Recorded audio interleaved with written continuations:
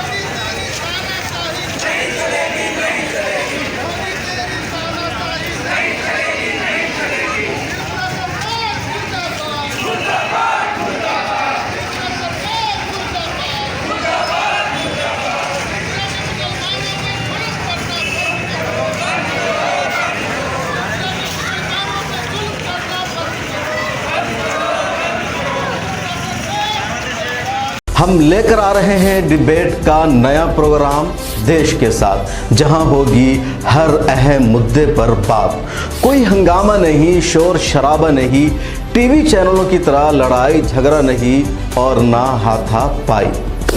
देश के साथ में हम बात करेंगे मुल्क के बुनियादी इश्यूज़ पर, इंसानी हुकूक पर, आलम इस्लाम के मसाइल पर, अक़लियतों, दलितों और आदिवासियों के साथ होने वाले जुल्म पर और उन तमाम इश्यूज़ पर जिससे मेन स्ट्रीम मीडिया में जगह नहीं दी जाती है। पैनलिस्ट के तौर पर हमारे साथ जुड़ेंगे हिंदुस्तान और दूसरे मुल्कों के तज्ज़िया निगार, दानिशवरान, जर्नलिस्ट, कलमकार, वकला, उलमा, समाजी कारकुरान, सियासतदान और मुख्तलिफ उमूर के माहिरीन। संजीदा गुफ्तगू, बावकार अंदाज, पुरसुकून माहौल और सिर्फ मुद्दे पर बात मिल्लत टाइम्स के प्रोग्राम की होगी यही ख़ास पहचान।